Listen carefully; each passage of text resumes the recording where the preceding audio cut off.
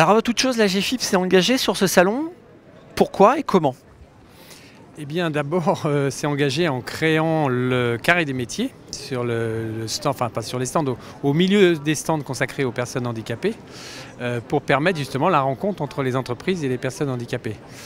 Pourquoi? Parce que la qualification est le premier handicap des personnes handicapées, si j'ose dire, et donc la formation est la première réponse pour permettre à ces personnes de trouver un emploi. Donc ce carré des métiers a pour but de leur montrer ce qui est possible de faire, les types de métiers, les types de parcours, dans des secteurs aussi variés que la propreté, puisque nous sommes là sur le stand de la propreté, ou la restauration, puisque nous sommes juste à côté de Potet-les-Chabots, ou d'autres, si vous faites le tour des métiers plus divers, de manière, encore une fois, à faciliter le rapprochement entreprise et personnes handicapées par l'élévation du niveau de qualification et l'obtention de diplômes. Mais très concrètement, comment la GFIP aide pour justement augmenter la qualification, qui est un vrai problème? Alors la première chose que nous faisons, c'est de consacrer un tiers du budget de la GFIP à financer des actions de formation.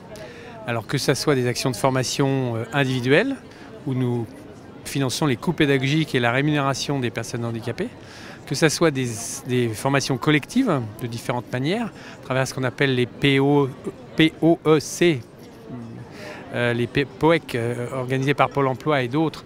Nous intervenons en complément, en cofinancement de ces actions, que ce soit en apportant des primes, par exemple, dans le cadre de l'alternance, que ce soit les contrats de professionnalisation ou les contrats d'apprentissage, que ce soit en finançant des aménagements de situation, non pas de travail, mais de formation, que ce soit en finançant le tutorat. Vous voyez, toute la palette des actions qui vont permettre qu'une action de formation ait lieu et se déroule dans les meilleures conditions possibles pour aboutir, si possible, à un diplôme ou une certification et derrière à un emploi. La GFIP a disparu complètement des radars de la communication depuis quelque temps. Est-ce que maintenant c'est un moyen de revenir un petit peu sur le devant de la scène? Alors, je dirais que ces actions-là, on n'a pas disparu. On participe régulièrement, que ce soit au niveau national comme ici, ou dans les régions, à des forums de recrutement, etc. Mais c'est vrai qu'on n'est pas toujours en première ligne, puisqu'on finance tout un tas d'opérateurs, d'acteurs, qui, eux, sont au contact direct et vont intervenir. Donc c'est eux que nous finançons et quelque part, c'est à travers eux qu'on est visible. Mais rassurez-vous, il est prévu, par exemple, en matière d'alternance, on a fait déjà un peu de communication à l'été 2013 et il est prévu une grande campagne de communication en 2014 sur ce sujet de l'alternance et plus généralement sur le sujet de l'emploi des personnes handicapées.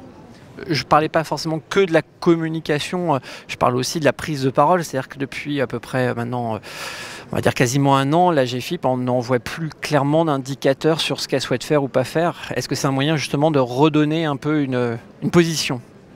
Oui, c'est sûr qu'effectivement, bon, là, on avait une période, on va dire, d'intérim au sens propre, hein, puisque notre directeur général était parti en début d'année dernière et donc vient d'être remplacé le 6 janvier par un nouveau directeur général.